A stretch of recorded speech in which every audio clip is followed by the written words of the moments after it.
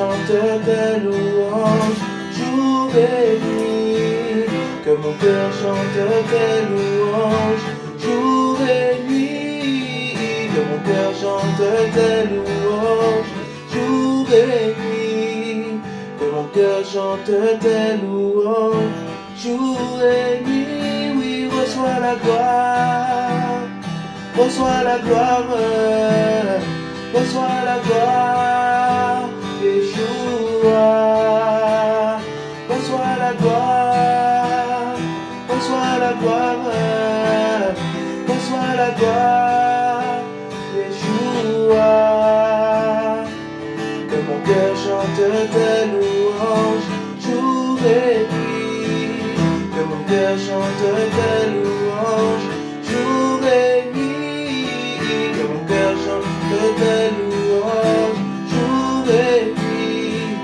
Que mon cœur chante tes louanges jour et nuit. Oui, reçois la gloire, reçois la gloire, reçois la gloire, Yeshua. Oui, reçois la gloire, reçois la gloire, reçois la gloire, Yeshua.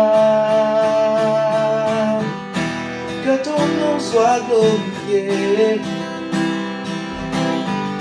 et que ton règne vienne sur la terre. Que ton nom soit glorifié, Yeshua, et que ton règne vienne sur la terre. Reçois la gloire, reçois la gloire, reçois la gloire, reçois la gloire, Yeshua. Reçois la gloire, reçois la gloire, reçois la gloire, Yeshua.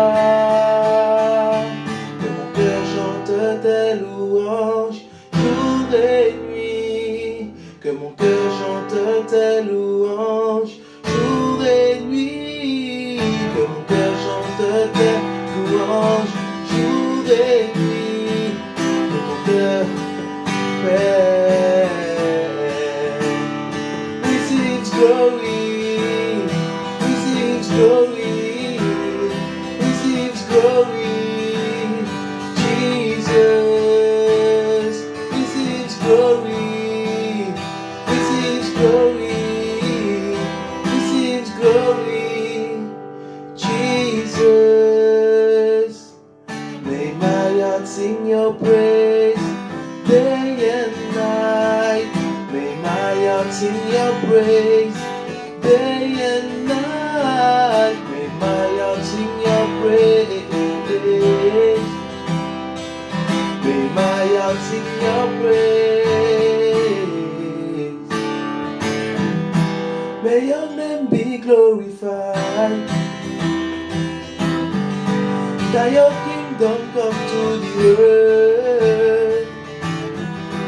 May your name be glorified, Jesus, my God. That your kingdom come to the world. Receives glory, receives glory, receives glory. Jesus receives glory, Elohim receives glory, Adonai receives glory. Jesus, may my heart sing your praise day and night. May my heart sing your praise day and night. May my heart sing your praise. May my heart sing your praise. Receive the glory. Receive the glory, my love. You are my everything, Jesus. May my heart sing your praise Adonai. I want to love you every day in my life. I want to love you every day in my life. Give me your praise. Give me your heart, Jesus. I need you in my life every day and night. I need you in my heart every day and night. Jesus, I love you. Jesus, I need you. Receive your glory in this moment. Receive the glory. Seigneur Père, Papa, merci pour ta grâce. Seigneur, merci pour ce moment, Seigneur Papa. Papa, que nos cœurs soient encore fixés sur toi, Seigneur mon roi. Seigneur, nous mettons, Seigneur Papa, tout ce qui va se passer entre tes mains. Seigneur, là où nous avons oublié des choses, Papa. Seigneur, nous te demandons, Seigneur, de restaurer notre mémoire, Seigneur, afin que ce témoignage soit encore pour ta gloire, Seigneur Papa. Toi qui as changé ma vie, toi qui t'es glorifié dans ma vie, dans ma famille.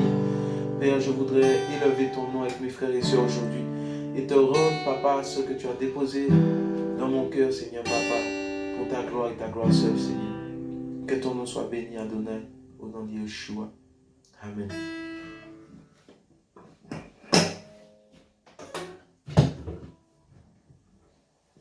Donc, bonsoir, bonjour à tous. Rebonjour pour ceux qui n'étaient pas encore connectés.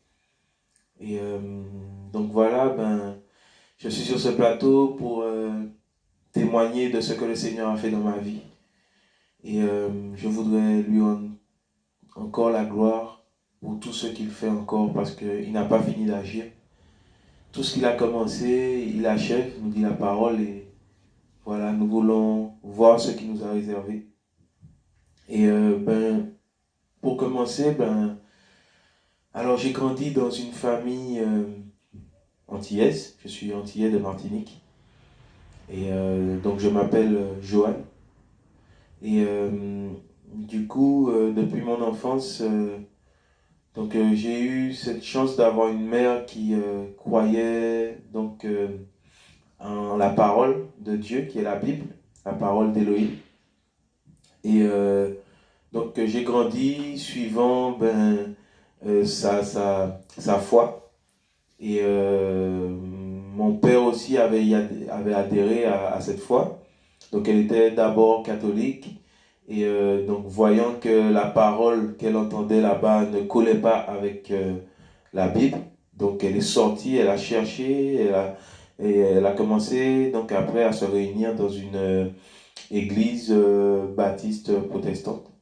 Donc voilà, donc j'ai pu grandir en entendant cette parole, en allant des fois à des réunions de prière, tout ça, depuis mon jeune âge, donc j'étais petit. Et par la suite, j'ai vécu ma vie. C'est vrai que quand j'étais tout petit, je pouvais avoir des espèces de visions du retour du Seigneur. Je pouvais être très attaqué quand j'étais dans ma chambre et je demandais à ma mère de venir prier pour moi. Donc là, j'étais encore jeune, j'avais peut-être 4 ans. Et voilà comment, par la suite, donc j'ai grandi petit à petit. Et en allant à l'assemblée le dimanche, tout ça. Et c'est vrai que dès petit, j'étais un peu... Au bout d'un moment, j'étais devenu un petit peu rebelle, je ne voulais plus y aller. Tout ça, je ne comprenais pas pourquoi j'étais forcé à y aller le dimanche. Et puis, au bout d'un moment, j'ai commencé à décrocher parce que il s'avère aussi que mon père aussi s'éloignait de ces assemblées-là et il travaillait beaucoup. Donc du coup, moi aussi, 1 à 2 fois comme ça, quand je pouvais ne pas y aller, j'y allais pas et le monde commençait à m'attirer. Même si j'avais reçu cette parole qui me gardait, qui m'a beaucoup gardé, je ne comprenais pas pourquoi il y avait autant de restrictions. Donc quand il y avait des communions, des baptêmes, moi je n'y allais pas. Donc ça c'est la foi catholique et qui n'est pas, malheureusement pas centrée sur la Bible c'est-à-dire dans son intégralité. Donc c'est un peu de la Bible et un peu aussi du monde. Donc je pouvais remarquer que je me disais, mais comment moi, ma mère elle est croyante, elle croit en la même Bible, comment moi, ben, je ne peux pas participer au carnaval, alors que mes amis qui étaient dans la religion catholique le participaient. Comment moi, ben, je pouvais pas participer au baptême, aux communions. Mais bien sûr, ma mère m'avait expliqué, elle me disait que ben, c'était pas biblique. Donc je ne pouvais pas y adhérer. Et donc je comprenais, c'était comme une évidence pour moi. Et je ne comprenais pas pourquoi les autres ne comprenaient pas ça. Donc ceux qui se disaient chrétiens, qui se rassemblaient dans les églises catholiques, je me demandais, mais pourquoi ils ne comprennent pas que le carnaval, c'est pas bon aussi. Et je commençais à aimer cette religion. Pourquoi? Parce qu'il y avait une forme de liberté selon le monde. Donc ils pouvaient participer au carnaval, ils pouvaient chanter les musiques du monde, alors que moi non. Ils pouvaient regarder n'importe quoi à la télé, alors que moi non. Et je disais, mais c'est plus facile de les suivre eux. Mais tout en sachant au fond de mon cœur que ce n'était pas la vérité. Il y avait un mélange de ténèbres et de lumière, tout ça. Et ça, quand même, par rapport à ce que j'avais appris de la parole de Dieu, je ne pouvais pas rigoler. Il y avait comme une forme de crainte qui était dans mon cœur quand même. Donc depuis petit. Donc voilà. Donc après j'ai grandi, tout ça, j'ai commencé à faire un peu ce que je voulais, je faisais un peu n'importe quoi. Il s'avère que même dans l'église protestante où j'étais, la jeunesse carrément aimait, la jeunesse était aussi, le monde était rentré dedans. Donc certains parents qui avaient la crainte du Seigneur, aujourd'hui je me rends compte que leurs enfants ont bien grandi, tout ça en s'attachant à la parole, mais d'autres, il y avait des enfants qui étaient instables et qui faisait rentrer le monde au sein de l'église baptiste, protestante, tout ça. Donc, il y avait toutes sortes de choses. On touchait à l'impudicité dans les coulisses quand nos parents n'étaient pas là. On touchait, je sais pas, moi j'ai eu le temps de fumer, tout ça très jeune. J'ai commencé à fumer, quand je suis rentré au collège, en sixième, je fumais déjà des cigarettes. En cinquième, j'ai commencé à toucher au cannabis. Et je suis resté plus de 12 ans, si je ne dis pas de bêtises, à fumer du cannabis. Depuis la cinquième, je fumais déjà, je rentrais en cours, j'étais carrément éclaté, défoncé, comme disent, c'était l'ancienne expression qu'on avait dans le monde.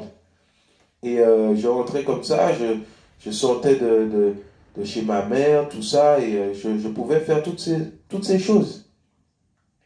Et, et effectivement, ça n'allait pas dans le foyer de ma mère parce que il y avait tout le temps des frictions entre mon père et ma mère parce que mon père n'était pas totalement, c'est-à-dire chrétien. Il n'avait pas donné sa vie à la parole.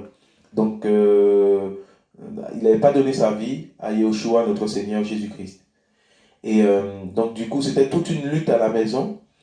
Et, et au bout d'un moment, j'ai commencé à avoir comment dirais-je, j'ai commencé à avoir des blessures dans mon cœur parce que à cause de ces séparations, à cause de tout ce qui se passait au sein de mon foyer, je souffrais beaucoup.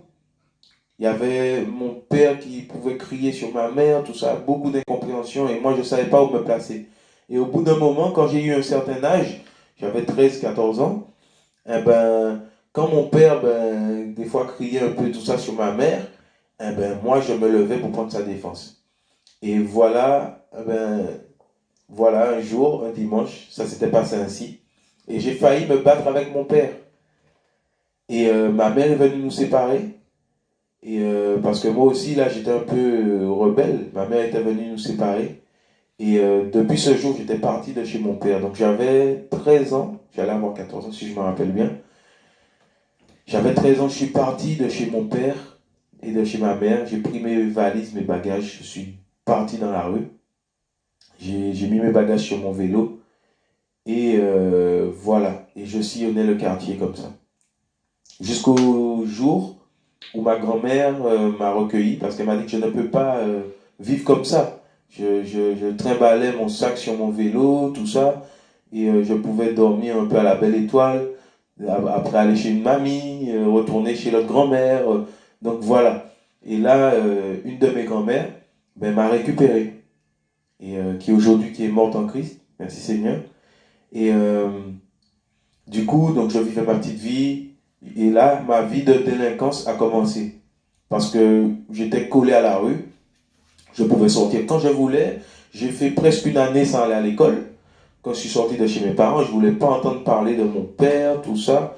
Et il n'y avait qu'avec ma mère que j'avais un contact.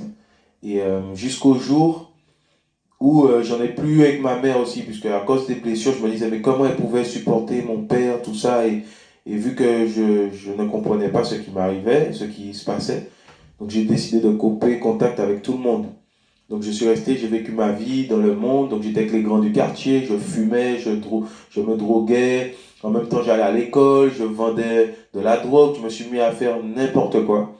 Je buvais, avec des personnes qui pouvaient aller faire toutes sortes de cas. Et je sais pas moi, qui pouvaient taper des gens, qui pouvaient aller se battre avec des gens, c'était tout un truc. Et j'ai évité la prison, merci Seigneur. Et j'étais le plus petit, je me souviens, de, de mon quartier à aller sur une place, ce qu'on appelle une place, c'est un lieu où les voyous se rassemblent. Donc voilà. Et un jour, je me souviens qu'un grand, c'était un Rasta, c'est quelqu'un qui pratiquait cette religion, Rastafarisme, tout ça. Et donc on fumait ensemble, hein, c'était vraiment un grand. Et il m'a dit, écoute, ta place n'est pas ici. Toi, je sens pas que ta place n'est pas ici. Il m'a dit ça un jour, mais ça m'avait interpellé. Je dis, mais pourquoi il me dit ça? Et lui, il n'était pas comme les autres non plus. Et ça m'avait interpellé, mais bon, je suis pas resté dessus. Donc voilà tout ce qui concernait un peu ma jeunesse. Et, euh, et un beau jour, après, par la grâce du Seigneur, j'ai réussi à avoir mon BEP, j'ai eu mon bac. Et j'avais une petite copine dans le temps. Et, euh, et cette petite copine m'avait poussé à renouer les relations avec mon père, ma mère, tout ça. Et donc j'ai pu, en l'écoutant, remonter, faire la paix avec mon père. Et en plus, j'avais pris le bac, j'avais pris mon bac. Et mon père était très content, tout ça. Donc après 6 ans, je suis remonté chez moi. 5 ou 6 ans, je suis remonté donc chez mon père, chez mes parents. Et j'ai commencé petit à petit à leur parler, tout ça. Et,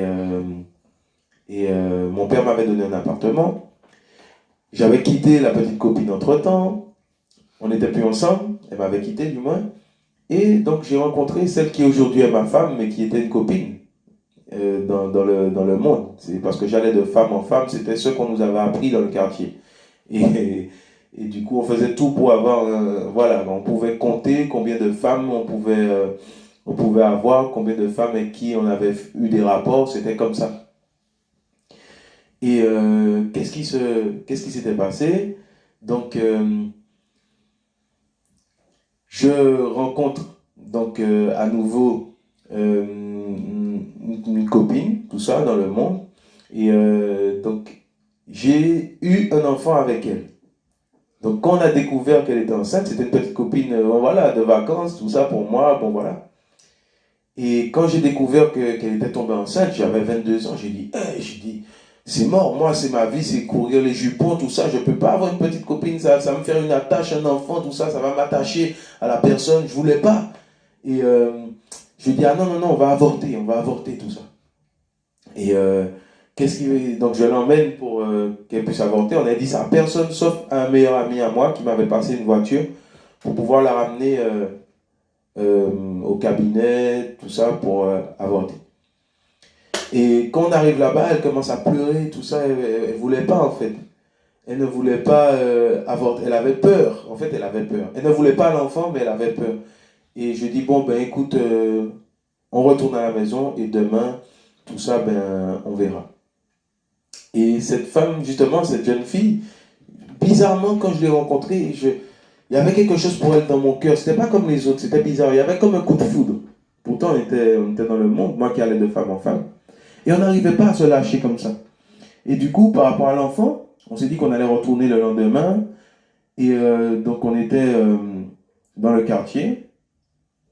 Et qu'est-ce qui se passe? Il y a ma mère qui descend en trompe avec sa voiture et qui garde sa voiture à côté de nous. Et elle nous dit, vous tous les deux, venez. Pourtant, les gens n'étaient pas trop au courant de notre relation. Et on vient, on monte dans sa voiture, et elle nous dit, l'enfant que vous avez là, vous n'allez pas le tuer, c'est pour le Seigneur. Ah, ça m'a choqué. Je dis, mais comment ma mère est au courant? Personne n'était au courant. Comment ça se fait qu'elle puisse le savoir? Mais je ne comprenais rien. Et euh, ma mère me dit en gros, si tu veux, je vais t'héberger à la maison, tout ça, et avec ta copine, mais vous ne retirez pas cet enfant. Vous ne retirez pas l'enfant, tout ça. Et je dis, ah, mais je savais que avorter, c'était pas bien. Mais quand on est plongé dans le péché, vautré dans le péché, ben un péché de plus, on se dit que c'est rien. Et donc ma mère nous avait proposé de nous héberger. Donc je suis monté chez ma mère. Pendant un temps, elle a laissé. Et à un moment donné, quand l'enfant est arrivé, elle est venue nous voir et elle nous a dit qu'elle ne pourra pas nous héberger. On ne peut pas vivre dans la même maison parce qu'elle nous avait donné un appartement qui était en dessous de sa maison. Qu'elle ne peut pas en fait tolérer qu'on puisse vivre ensemble comme ça. En gros, avoir des rapports hors mariage parce que elle me faisait comprendre qu'elle aurait eu des problèmes avec son Seigneur, avec son Dieu. Et je disais, mais qu'est-ce qui leur arrive? C'est elle qui m'a dit de monter. Maintenant, elle me dit non, il faut sortir parce que sinon, elle n'est pas en paix avec son Dieu. Je dis, mais c'est quoi ça? Je leur ai dit, moi, je ne sortirai pas de la maison. J'ai dit, c'est vous qui m'avez fait monter. Moi, je vivais ma petite vie chez ma grand-mère, tout ça. Et maintenant, là, vous voulez, voilà, vous voulez me faire, non, non, non, en gros, faire chambre à part. Elle ne voulait pas me mettre dehors, ma mère, mais elle voulait qu'on fasse chambre à part jusqu'au mariage. J'ai dit, mais déjà, j'ai pas de projet de mariage. J'ai dit, non, moi, j'aimais trop les femmes, j'allais de gauche à droite, tout ça, avoir des projets de mariage, c'était hors de question pour moi. J'avais 22 ans. Et ce qui s'est passé, donc, pour écourter les choses, un jour, mon père est venu et il m'a dit la même chose. Il est venu et il m'a dit la même chose. Et j'ai demandé, j'ai dit à mon père, mais non, c'est vous qui m'avez fait venir. Il m'a dit, non, non, il faut sortir de la maison. C'est soit vous faites chambre à part, soit vous sortez de chez moi. J'ai dit, oh, mince, ça. J'ai dit, oh, j'ai vu ma compagne avec qui j'ai eu l'enfant. J'ai dit, non, écoute, c'est bon, moi j'en ai marre. On va partir en France, tout ça. Et on est parti en France, on est parti chez ma belle-mère. Enfin, je suis parti chez une tante et donc ma copine à l'époque est partie chez sa mère qui habitait en France. Et pendant une période, j'ai vécu chez sa mère avec elle. Et sa mère me dit, à un moment donné, elle a donné sa vie au Seigneur et elle me répète la même chose. Elle me dit, vous ne pourrez pas rester chez moi parce que sinon j'aurais des problèmes avec mon Dieu. Je dis, oh, mais c'est pas possible, encore la même chose. Alors là, je suis parti. Je suis parti de chez elle, donc ma copine à l'époque, qui est aujourd'hui ma femme, eh ben, je l'ai laissée chez sa mère et moi je suis parti chez ma tante. Et à un moment donné, ça n'allait pas avec ma tante. Mais notre Seigneur est vivant parce qu'il avait prévu de me rattraper. Il avait prévu de me sortir du monde. Et c'est vrai que ma mère priait beaucoup pour moi. Elle a beaucoup prié pour moi, ma mère. Mais moi, je ne voyais pas ça. Moi, je faisais ma vie. Je me retrouvais des endroits où, si on me trouvait dans des maisons où les gens avaient des plantations, c'était incroyable. Si on me trouvait dans ces maisons, peut-être des fois, ils étaient armés, tout ça. Eh bien, je pouvais me retrouver en prison pendant longtemps. Mais le Seigneur n'a pas permis. Et à un moment donné, il a permis qu'on ait un appart, moi et ma copine, parce qu'on avait un enfant, tout ça. Sans travail, il a permis que j'ai un appart. Et j'ai reconnu que c'était lui. Malgré, en étant dans le monde, j'ai dit, mais c'est pas possible. J'ai pas de travail. On me propose un appart, on me donne un appart de 100 mètres carrés. Je dis, mais waouh, mais ça c'est le Seigneur, tout ça. Et puis bon, je continue à faire ma vie. Donc j'ai eu l'appart, j'ai commencé à fumer dedans, je faisais n'importe quoi. Et j'avais la main facile, hein, puisque j'étais violent quand même à cause des blessures que j'avais, la haine que je pouvais avoir. Eh ben, j'étais violent et je pouvais taper ma compagne à l'époque, tout ça. Et ma petite fille voyait ça, donc c'était compliqué. Et un jour, donc je commençais à... Donc je chantais aussi dans le monde, je chantais de la trap musique pour ceux qui connaissent, pour les jeunes qui sont connectés. Donc la trap musique, c'est un mélange de rap et de R&B, si on peut dire comme ça. Et donc je chantais de la trap musique et avec des gens dans la rue, qui certains étaient un petit peu connus dans ce milieu. Et du coup, donc il y avait un ami que j'avais avec qui je chantais. Et un jour, ben, pour écouter les choses, je commençais à me retrouver seul dans ma maison. Les anciens amis que j'avais, on avait comme un gang, comme un petit gang là du quartier là, et dans lequel on chantait, ou voilà, quand on vendait de la drogue, on fumait ensemble, voilà, on faisait n'importe quoi. On pouvait aller taper des gens, faire des voitures, aller taper des gens. Eh ben, je commençais à les rejeter. Cette colère-là se manifestait envers eux. Et c'est comme si j'avais besoin de me retrouver seul, donc je fumais ma drogue seul à la maison, je me retrouvais... c'était comme si je savais pas, je pouvais plus supporter les gens. Ma compagne était partie parce que je la tapais, donc je me suis retrouvé carrément seul chez moi. Les derniers amis que j'avais là de mon quartier qui venaient me voir là ne venaient plus me voir parce que on avait eu des soucis ensemble. Et là, il y avait quelqu'un avec qui je chantais qui était venu me voir un jour et donc on chantait des chants donc de trap, tout ça. Et il me dit, écoute, tu ne peux plus continuer comme ça. Il faut que tu passes de l'autre bord. Il faut que tu passes de l'autre bord. Tu ne peux plus continuer parce que quand tu chantes là, en fait, il voyait que je parlais beaucoup de Dieu, tout ça dans mes musiques. Et ça le dérangeait aussi un peu. Il me disait, tu sais, il faut passer de l'autre côté en gros. Si je veux continuer, percer, tout ça, il faut que je passe de l'autre côté. Je dis, mais comment ça de l'autre côté? Il me dit, oui, il faut que tu passes de l'autre côté. Je dis, ah bon? J'ai dit, non, non, non. En fait, moi, quand il m'a dit ça m'a fait peur. J'ai dit, mais qu'est-ce qu'il me raconte? Et en fait, il s'avère que ce jeune homme était quelqu'un que le diable avait mandaté pour prendre mon âme. Le diable avait mandaté ce jeune homme pour, en fait, prendre mon âme. Et donc, ce jeune homme-là me proposait toutes sortes de choses. Il me disait, mais non, il faut passer tout ça de l'autre côté. Tu sais, mais non, mais c'est pas grave, ma mère aussi, elle prie, tout ça. Et je dis, ah bon, ta mère, elle prie comment? Il m'a dit, oui, ben ma mère, elle fait des gens prendre des bains, tout ça. J'ai dit, ah, des bains.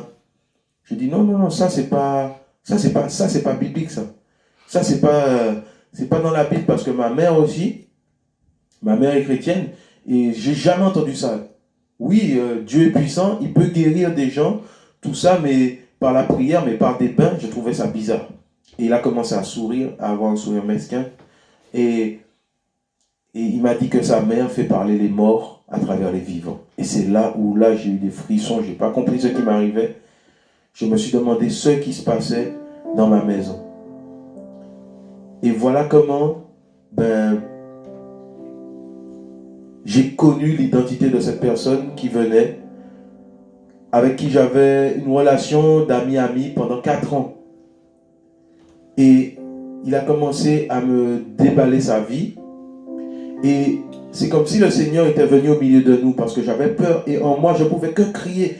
En fait, il me parlait, mais j'avais carrément peur. Je sentais des présences derrière lui, des présences bizarres, comme des démons.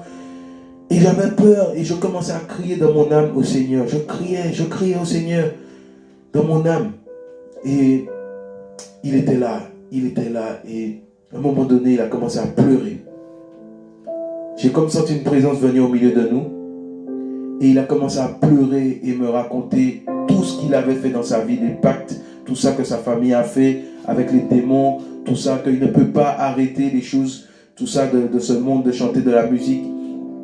Tout ça, malgré, il sait que c'était pour le diable, mais il ne pouvait pas parce que sa famille, ils sont dans ces choses, en gros dans le satanisme, ces choses-là, la sorcellerie, et il ne peut pas arrêter. Donc il marchait avec des démons, ce jeune homme.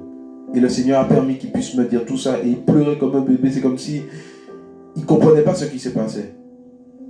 Et c'est comme si le Seigneur était venu et sa présence était venue et il ne pouvait que se soumettre à cette présence et me raconter tout ce qu'il faisait. Moi, je ne connaissais pas ce qu'il faisait c'était sa vie cachée. Et il me disait les petites copines, tout ça que je pouvais avoir, tout ça, ben, ces petites amies-là, voilà pourquoi elles me quittent. Parce que, en fait, les démons passent à travers elles pour me parler. Je dis, eh ben, j'étais carrément... Je ne savais pas ce qui se passait chez moi. Moi, je n'ai jamais vu ça. Là. Moi, je tremblais carrément. Et une voix est sortie de ma bouche pour lui parler, pour lui dire, en gros, qu'il faut qu'il arrête avec tout ce qu'il fait et qu'il revienne au Seigneur. Et je ne contrôlais même pas ces choses. Mon âme est en train de crier au Seigneur, mais c'est comme si ma bouche lui parlait. Et là, il a dit non, il ne peut pas faire ça parce que il marche avec des démons, tout ça, c'est compliqué, ce sera dur de venir au Seigneur, tout ça. Et puis, à un moment donné, cette présence-là est partie au milieu de nous. Et c'est comme s'il s'est rattrapé, il est revenu à lui. Il s'est rattrapé, il a dit, mais qu'est-ce qui m'arrive, pourquoi je pleure, tout ça, ici, il se lève. Et il dit, bon alors, qu'est-ce qu'on fait, tout ça. Et c'est comme s'il était revenu à ses esprits, quoi. Et j'ai dit, waouh, je ne comprenais plus rien. Et j'ai résisté, par la grâce du Seigneur, je n'ai pas accepté sa proposition. Et à un moment donné, il se sentait gêné, il ne pouvait plus rester chez moi, il est parti. Je l'ai raccompagné à la gare, personne ne parlait dans la voiture. Nous qui parlions avant, on écoutait de la musique du monde, là, personne ne pouvait parler. C'est comme si là, nous tous les deux, on savait ce qui s'était passé. Il est descendu de la voiture, il est parti. Je suis rentré chez moi. Et là, j'ai dit, mais qu'est-ce qui m'est arrivé? Qu'est-ce qui s'est passé chez moi? Qu'est-ce qui m'est arrivé là depuis tout à l'heure? Et j'ai voulu aller dans ma cuisine, dans la salle de bain. Je n'arrivais pas à aller là-bas. Je voyais ce jeune homme chez moi partout. C'est comme s'il était là en esprit chez moi. Je dis, mais qu'est-ce qui se passe? Je ne comprenais plus rien. J'ai voulu appeler ma mère. Je me suis souvenu de ma mère. Et je l'ai appelée. Et j'ai commencé à tomber en sanglots. Moi qui étais un voyou, mais mes petites sœurs me connaissaient. Et elles m'entendent en train de pleurer au téléphone. Et c'était carrément une folie pour eux. Et qu'est-ce qui va se passer? Ma mère donc prend le téléphone, elle me dit, qu'est-ce qu'il y a, Johan, tout ça. Donc je lui dis, mais maman, c'est terrible ce qui m'arrive. Je vois des personnes, je vois un jeune homme est venu chez moi, il a commencé à me proposer des choses, tout ça, et de passer de l'autre côté, tout ça, par rapport à la musique, et tout ça. Et moi j'ai refusé, mais maintenant je l'ai ramené à la gare et je le vois partout dans la maison. C'est comme s'il est là dans la maison, je comprends rien, j'arrive pas à sortir du salon, tout ça. Prie pour moi s'il te plaît, tout ça je lui dis. Et ma mère dit, ah ouais? Elle m'a dit, en tout cas, c'est le temps de revenir à Jésus. C'est le temps d'abandonner les choses du monde, de revenir, de venir à Jésus. Ah, j'ai entendu ça. Je dis d'accord, tout ça, j'étais prêt à tout faire parce que c'était tellement chaud sur moi, c'était compliqué. Je pouvais voir comme ça des présences, c'était compliqué. Des choses que je voyais dans des films, ça m'est arrivé chez moi. Et ma mère a prié pour moi. Et elle m'a demandé est-ce que je veux accepter le Seigneur. J'ai dit oui, c'est fini. Oui, je veux accepter le Seigneur, tout ça au dépourvu. Là, je cherchais une solution où il y en avait. Et le soir, elle m'a dit, là, je dois te quitter maintenant. J'ai dit, non, non, ne me laisse pas, tout ça, reste avec moi, tout ça. Elle m'a dit, non, non, je dois te quitter. Maintenant, tu sais quoi faire, tout ça. Et voilà comment, je suis resté toute une nuit sans dormir. Je n'arrivais pas à dormir. Ni aller aux toilettes, ni aller à la cuisine. Je le voyais partout, je n'arrivais pas à dormir. Et le lendemain matin, j'ai vu le soleil donc se lever. Et enfin, je pouvais aller partout dans les pièces de la maison. C'est comme s'il n'était plus là, cette présence n'était plus là. Ce jeune homme, je ne le voyais plus. Je vais dans ma cuisine. Moi qui fumais des joints, de la drogue, je roule mon joint encore. Je dis, mais qu'est-ce qui s'est passé chez moi? Qu'est-ce qui se passe? Je ne comprends pas ce qui m'arrive.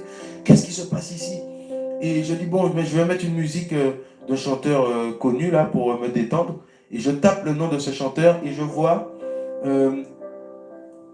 un jeune homme qui témoignait justement de ce qui s'était passé dans sa vie. Et il avait noté, je crois, en gros, il avait noté mon pacte avec le diable, ou comment le diable vient, ou il expliquait comment le diable vient subtilement pour prendre l'âme de quelqu'un. Et il a raconté sa vie, ce qui s'était passé. Et quand j'ai écouté ce témoignage, c'est comme si j'ai vu ce qui m'est arrivé. J'ai compris que ce jeune homme avait été envoyé pour prendre mon âme, pour le diable. Et là, je n'ai rien compris. une présence est descendue dans ma cuisine. Et je me suis retrouvé projeté 2 mètres en avant. Et mon âme a crié. C'est comme si le ciel tombait sur ma tête. C'était étrange cette sensation que j'avais. C'était pesant, c'était fort. Et mon âme a crié, Jésus, je te donne ma vie. Jésus, je te donne ma vie. 2 fois, je suis tombé au sol. J'ai vu toute ma vie défiler. Toutes les fois, j'ai levé ma main contre ma mère, sur mon père, parce que ça m'arrivait. Mais étrangement, ma mère, j'arrivais jamais à faire descendre ma main. Dès que je pouvais la faire monter, mais j'arrivais pas à la faire descendre. Et j'ai compris aujourd'hui que c'est parce qu'elle avait le Seigneur. Et mon père, j'ai eu le temps de me bagarrer avec lui. Et j'ai vu tous les péchés comme si que j'avais pu pratiquer là. Il passait dans mon esprit comme un film. Et je ne pouvais pas arrêter ce film. Et j'ai demandé pardon, pardon, pardon Seigneur. En fait, ça venait de l'âme. Ce n'était pas ma bouche. J'ai crié pardon, pardonne-moi, pardonne-moi, pardonne-moi s'il te plaît. Et au bout de presque 30 minutes, j'ai ouvert les yeux et je me suis retrouvé au milieu d'une flaque de larmes, à moitié dans ma cuisine et à moitié dans le salon. Tellement j'ai dû bouger. Et j'ai essayé de me lever, impossible de me lever, mon visage était carrément plaqué au sol. Et là je dis, qu'est-ce qui m'arrive? J'avais comme une main sur mon visage qui plaquait ma tête au sol. J'ai dit, Seigneur, s'il te plaît, pardonne-moi. Et là, j'ai réussi à me lever. Et quand je me suis levé, j'ai entendu une gloire terrible. Une gloire terrible dans mes oreilles. C'était fort. Je sentais qu'il y avait une gloire dans mon salon. Je ne peux pas expliquer ces choses. C'était puissant. Il y avait comme des anges qui chantaient en même temps. Je ne comprenais rien. Ça transperçait mon cœur, mon âme, mes oreilles. Je l'entendais audiblement. C'était fort. Et mes pieds n'arrêtaient pas de tourner, de faire le tour du salon. Mes pieds faisaient le tour du salon, mais mon cerveau disait à mes pieds d'arrêter de marcher, c'était impossible. C'est comme si la présence qui était là, au milieu du salon, me contrôlait. Et je savais que c'était le Seigneur, Yeshua, Jésus-Christ. J'ai dit, Seigneur, si c'est toi qui fais ça, permets que j'appelle ma mère. Tout s'est coupé d'un coup. Tout ce que j'entendais, les chants glorieux, tout ça, là, ça s'est coupé. J'ai couru, j'ai pris le téléphone. Et une deuxième fois, comme la veille, j'ai appelé. J'ai dit, maman, je l'ai eu au téléphone, je ne sais pas à quelle vitesse. J'ai dit, maman, j'arrête. J'arrête le monde. Je donne ma vie à Jésus-Christ, j'arrête le monde. Et ma mère entendait, elle m'entendait pleurer, elle a entendu ce que j'ai dit, mais elle m'a écouté, elle écoutait. Elle s'est dit, lui là, ce voyou, elle a dû se dire, lui, non, je vais écouter encore parce que peut-être qu'il n'a pas vraiment rencontré le Seigneur. Et là, je commence à déballer. Je dis non, je ne peux plus avec le péché, le monde, je ne peux plus. Je donne ma vie au Seigneur, maman, c'est fini pour moi, tout ça. Et j'ai crié. Et elle m'a écouté, et elle ne me croyait pas. Et là, j'entends le Seigneur me parler. Tu as perdu 15 ans dans le monde, il m'a dit. J'ai dit, maman, le Seigneur me dit que j'ai perdu 15 ans dans le monde. Et c'est là où ma mère a décliqué. Elle a dit, oh. Elle a dit, par contre, là, ça, c'est le Seigneur, ça. Parce que ça fait 15 ans que je prie pour toi, elle m'a dit. Oh. J'ai dit, ah bon? Et là, mes yeux commençaient à s'ouvrir. J'ai dit, ah ouais, ma mère priait pour moi pendant 15 ans. Pendant que j'étais dans le monde, je faisais n'importe quoi. Et on a commencé à parler, je commençais à prier, je ne comprenais pas ce qui se faisait. Quand je priais, c'est comme si le ciel s'ouvrait. Je ne pourrais pas exprimer ces choses, c'était fort. J'étais en pleine relation avec le Seigneur. Et à ce moment-là, j'ai senti une présence me remplir, rentrer en moi. Et ma bouche a commencé à parler à la première personne. Et je n'ai pas tout entendu, ça a duré longtemps. Aujourd'hui, je sais que c'est ce qu'on appelle prophétiser. Mais avant, je disais, le Seigneur a pris ma bouche et a parlé. Je ne savais pas comment exprimer ça. Mais tout ce que j'avais entendu, c'était la fin où il disait, quand je reviendrai, ceux qui n'ont pas cru, demanderont aux montagnes de tomber sur eux. Ça, j'avais entendu ça. Et là, c'est comme si mon corps, la présence est sortie. Et c'est comme si mon corps là, j'arrivais plus à... Mon corps là avait vécu comme si, je sais pas, j'avais fait du sport pendant un mois. Tout mon corps me faisait mal, mes muscles. Et j'étais comme avachi, je ne savais pas quoi faire. Et ma mère était là. Et elle a commencé à prier avec moi, à prendre de mes nouvelles. Ça va, Johan, tout ça. Elle a essayé de me relever et prier avec moi, tout ça. Et voilà comment j'ai pu rencontrer le Seigneur. Et donc, ce qui s'est passé par la suite, c'était à peu près 10 heures du matin quand ça s'est passé. Et du coup, ma mère devait me quitter. Donc, elle a raccroché.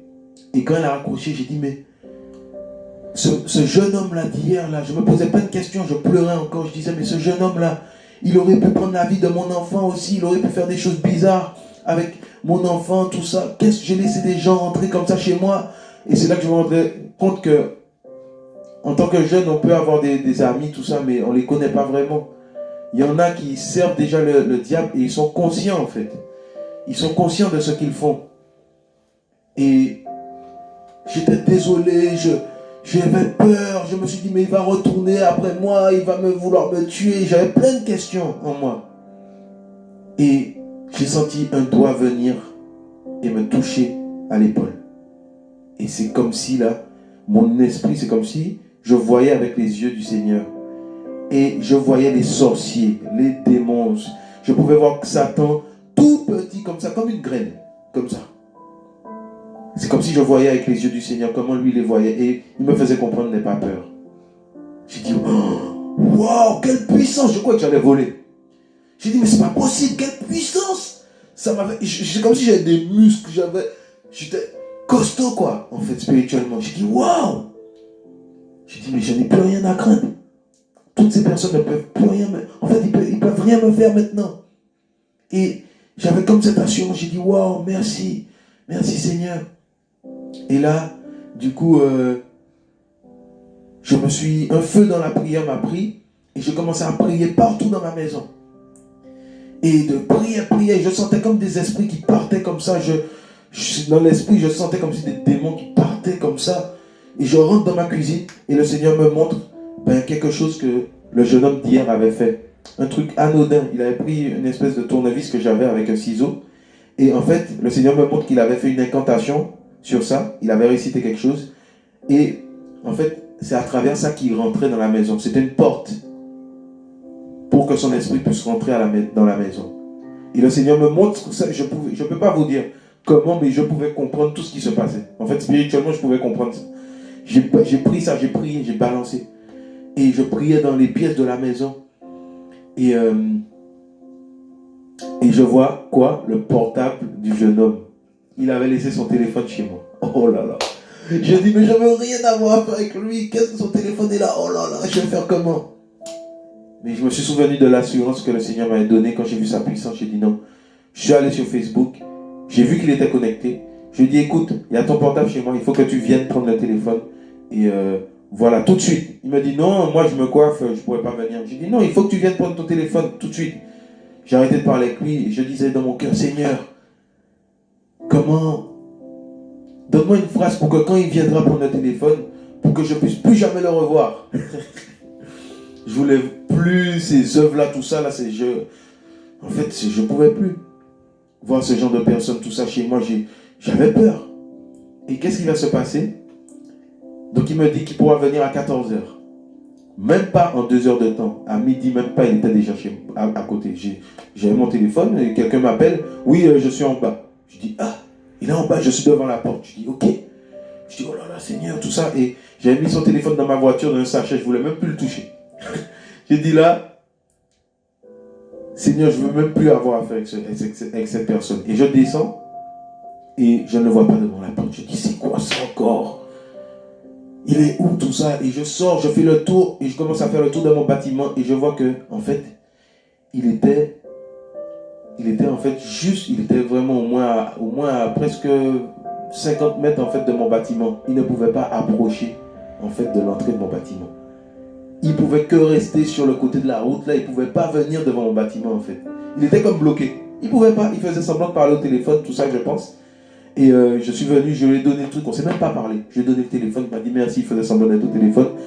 Et je lui ai dit en tout cas, par contre, je ne te raccompagne pas. Il m'a fait, tac, il est parti. Depuis ce jour-là, je n'ai plus revu ce jeune homme. Et voilà comment j'ai dit, mais c'est fort. Il n'a même pas réussi à venir devant la porte de mon bâtiment. Pourtant, il m'a appelé, il m'a dit, je suis devant la porte. Et il était près de la rue. J'ai dit, waouh, le Seigneur est puissant. Waouh. Et j'ai commencé à avoir confiance au Seigneur. Et quand ça s'est passé, je suis resté 5 jours, presque 5 jours sans manger. Et 24 jours sans dormir. Et le Seigneur m'a fait voir sa puissance. Comment il pouvait tenir une âme éveillée s'il le souhaitait. Sans dormir, impossible de dormir. Je prenais des versets, je lisais. Pendant ces 24 jours, bien sûr, je priais au Seigneur, je pleurais, il me restaurait. Je pouvais entendre sa voix pour rien du tout, comprendre sa pensée pour rien du tout. Chaque jour, c'était un nouveau jour et je ne voulais pas sortir de chez moi parce que pour moi, le monde, c'était une poubelle. Et il me faisait sortir, il me dit non, il faut aller. Je sortais, acheter au moins mes courses, tout ça, mais je restais dans sa présence. J'étais comme sur une montagne. Et bien sûr, l'ennemi venait m'attaquer, parce qu'il y avait un combat terrible. Des démons, tout ça rentraient à la maison, là, ils venaient m'attaquer. Le Seigneur me les montrait en esprit. Et il ne voulait pas que je dorme. Donc des fois, quand je voulais m'assoupir, là, il permettait qu'un démon là, vienne me secouer.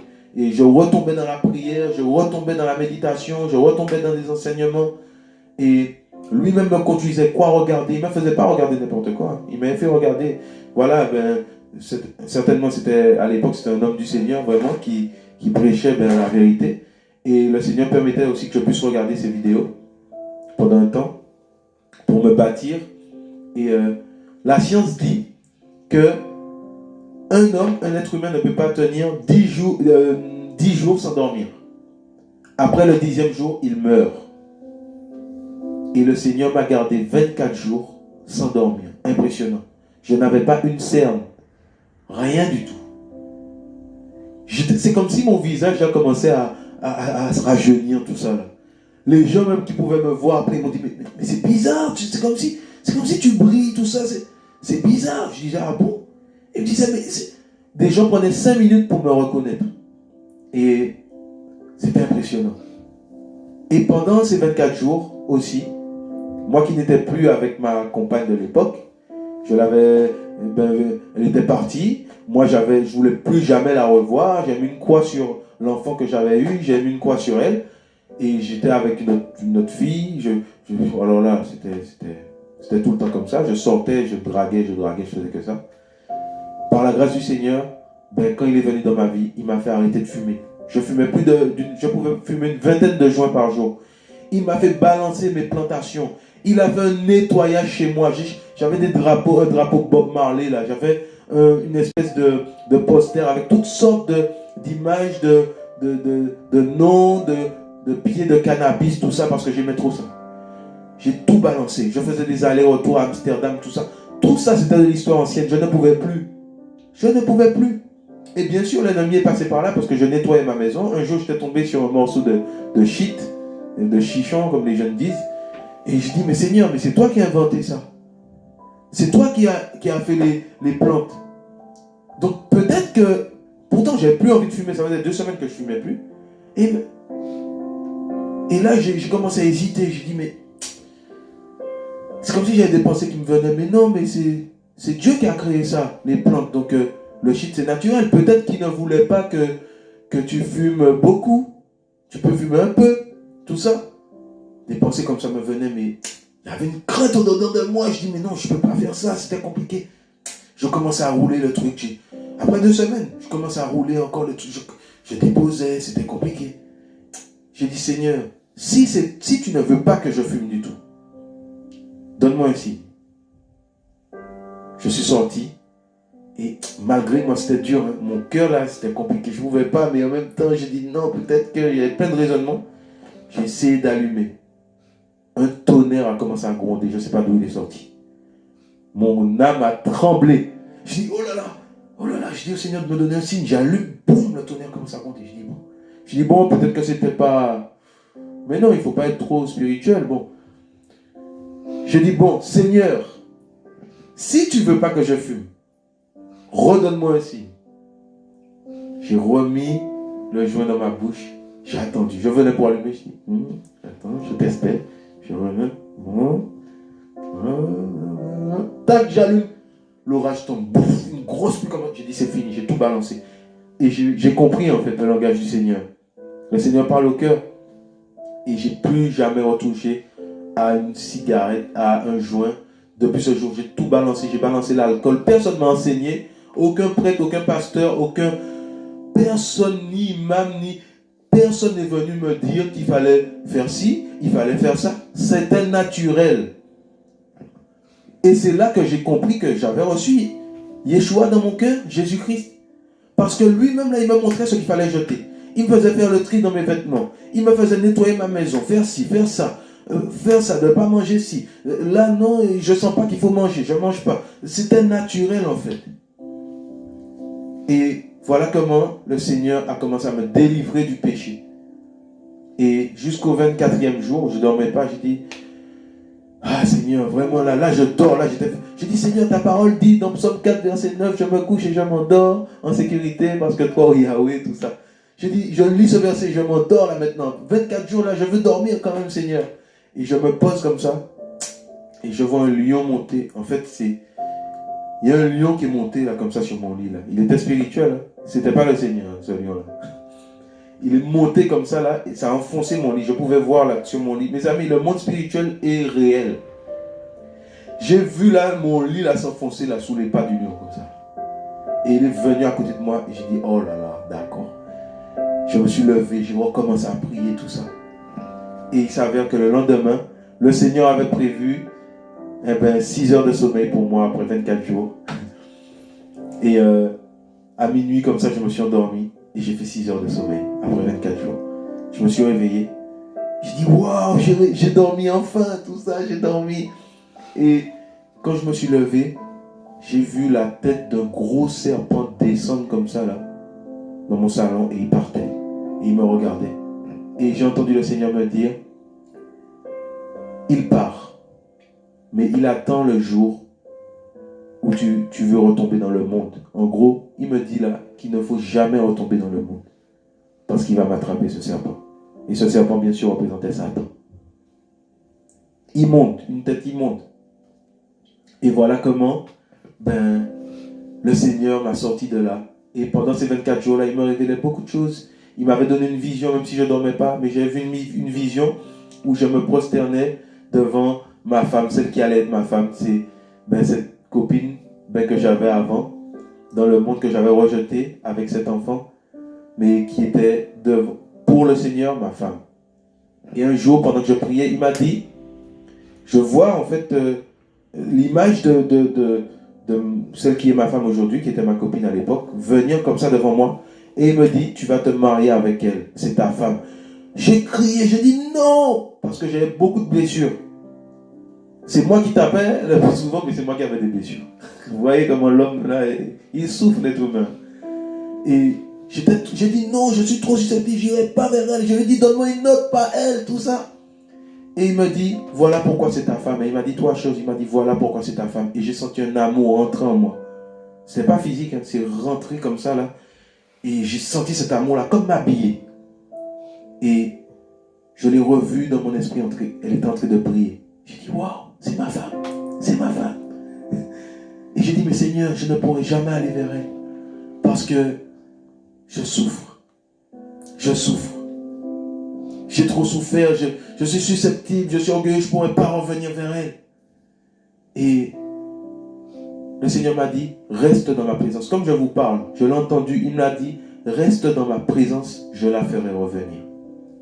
Et même pas une semaine après, je ne me souviens plus exactement combien de jours, alors que j'étais en train de faire ma vaisselle, tout ça à la maison, j'entends la porte frapper. J'entends quelqu'un frapper à la porte du moins. Et je vais regarder dans la lunette et je vois que c'était elle. J'étais surpris, ému, je ne vous raconte pas, c'était incroyable. J'ai dit, mais c'est pas possible. C'est pas possible. J'ai ouvert la porte, elle était devant chez moi, mais comme perdue. Elle était comme perdue. Et on ne se parlait pas en fait. On ne se parlait pas. Elle est rentrée. J'ai dit, je ne sais pas si j'ai dit bonjour, mais on ne se parlait pas parce qu'on a tellement un mauvais rapport dans le monde. Et elle est entrée, j'ai dit dans mon âme, j'ai dit Seigneur, waouh, Jésus, t'es trop fort. Elle était assise, elle me regardait, et je continuais à faire la vaisselle, je dis Seigneur, t'es trop fort. fort, tout ça, t'es trop fort. Et là, au bout d'un moment, elle m'a dit, qui t'a changé comme ça? Et je lui ai raconté ce que je vous ai raconté, mon témoignage. Elle m'a dit, à partir d'aujourd'hui, je ne veux plus sortir de cette maison. J'ai dit, ah, par contre, tout le temps qu'on n'est pas marié, personne ne m'avait appris ça. Hein. Mais il y a quelque chose qui me monte en moi, c'est la parole du Seigneur là. Waouh, que je ne connaissais même pas bien à l'époque, je lisais un peu, mais c'était pas comme ça. J'ai dit, tout le temps qu'on n'est pas marié là, on ne va pas habiter ensemble dans la même maison. Elle m'a dit, ok, d'accord. Et plus tard, le Seigneur m'a fait comprendre que elle avait dit ça, elle parlait de ma présence en fait. Et c'est ce jour-là qu'elle a rencontré le Seigneur, elle aussi. Et voilà comment, de jour en jour, elle a commencé à venir tous les jours à la maison et on priait. Tous les jours, elle venait, on fléchissait les genoux et on priait ce Seigneur, Yeshua, Jésus-Christ qui s'est révélé à nous. Et je lui ai parlé en fait du mariage, ce que le Seigneur m'avait dit. Et le Seigneur a tout mis en place pour nous.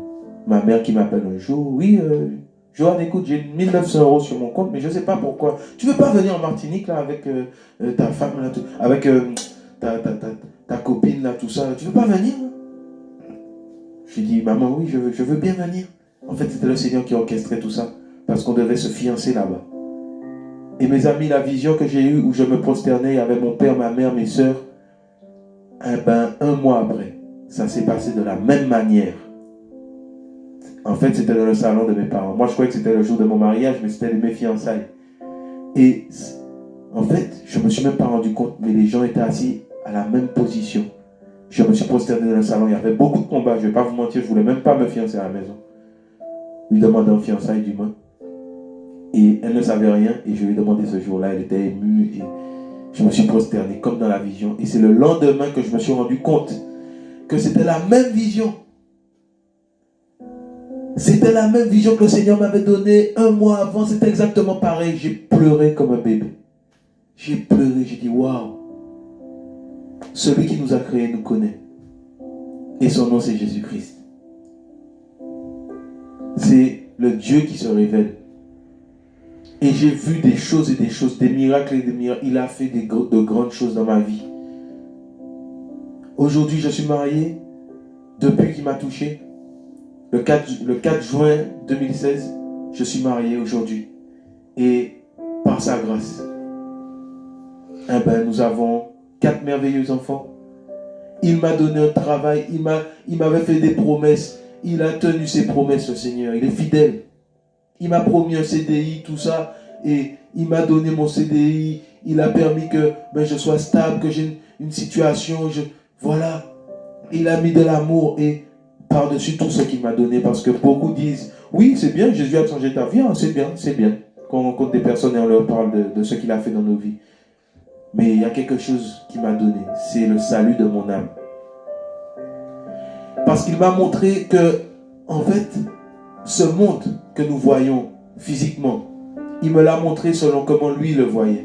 Comment lui, il voulait me le montrer, parce qu'il le voit comme il veut. Mais il m'a montré que c'était un champ de bataille. Je voyais deux forces qui s'entrechoquaient. Je voyais la planète Terre, hein, mais je ne voyais pas les maisons, tout ça, là, comme ça. Je ne voyais pas McDo, je ne sais pas moi. Je ne voyais pas Zara, tout ça, toutes les choses en fait de ce monde. Je voyais deux puissances qui s'entrechoquaient. Et c'était bien sûr les enfants du Seigneur et ses anges et les démons et ceux qui travaillent pour Satan. Qui se battaient pourquoi?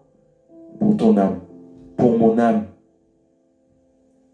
Et je vais terminer par là, mais j'aimerais vraiment dire que aujourd'hui, à quelqu'un qui m'écoute, que le Seigneur désire te rencontrer. Il désire ton âme. Bien sûr, il ne va pas te forcer, mais il t'appelle.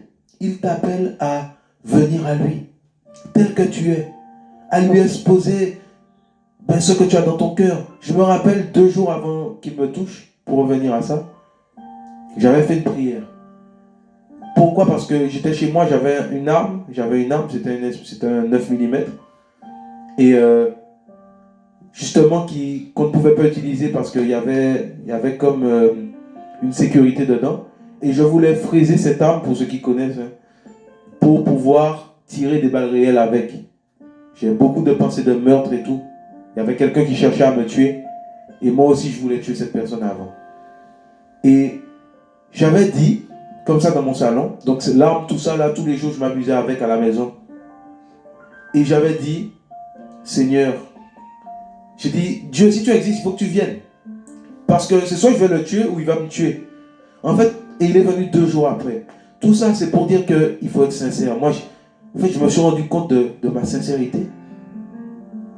En fait, le Seigneur voit la sincérité de tout un chacun. Et quand les gens viennent, tout ça, et ils peuvent prier, oui, merci pour ça, merci pour ça, mais on laisse notre vie passer derrière. En fait, on laisse ce qu'on fait de mal derrière. C'est pas bon. Il faut venir avec un cœur sincère. Ben voilà, je suis dans la cigarette, je suis dans la drogue. J'aimerais te rencontrer, mais j'y arrive pas. Alors si tu m'aimes, prouve-moi ton amour en me libérant de ces choses. Si tu m'aimes, prends-moi comme je suis. Et le Seigneur, il aime la sincérité. Parce que c'est lui qui délivre. De nous-mêmes, on ne peut pas se délivrer nous-mêmes. C'est pas possible. Le Seigneur veut toucher ton âme. Il veut te changer. Il veut te délivrer. Il veut te donner une vie meilleure. Mes amis que j'avais dans le monde, ils ne me reconnaissaient pas jusqu'à maintenant. Ben, aujourd'hui, ils peuvent venir me demander des conseils parce qu'ils voient que leur vie, là, ben, en fait, la vie, là, oui, c'est bien. Hein? One life, tout ça, comme on dit là. Se droguer, aller de femme en femme, tout ça, mais au bout d'un moment, quand même. Il y a un temps où on se dit, mais attends, mais c'est ça ma vie, là? C'est ça la vie? En fait, mon Créateur m'a créé pour que je vive ça? Non. Laisse-moi te dire, mon ami, mon frère, ma soeur, que ton Créateur t'aime et c'est pas ce qu'il a voulu pour toi. C'est pas la débauche. Il veut te délivrer, t'arracher. Il veut te donner une place dans son royaume. Parce que la vie n'est pas une fin en soi. Hein. Il y a la mort. Devant la mort, là, ça va être terrible. On n'a que nos yeux pour crier, pour pleurer. On n'a que notre bouche pour crier et des fois, il est trop tard. Qu'on appelle à Dieu, là, c'est fini. Qu'on appelle à Yeshua, là, c'est fini. Donc, c'est maintenant que nous devons faire un choix. Que tu dois faire un choix. Toi qui m'écoutes, qui n'as pas encore rencontré le Seigneur, tu dois décider de lui offrir ta vie. C'est-à-dire de lui dire, de lui exposer ta vie. Si tu veux réellement changer, si tu lui parles, il est capable de te délivrer. Et voilà ce message-là que j'avais pour tout un chacun. Et donc voilà. Donc, en tout cas, pour mon témoignage, c'est fini. J'espère que ça a encouragé ceux qui veulent rencontrer le Seigneur. Et le Seigneur vous aime. Et donc, juste après...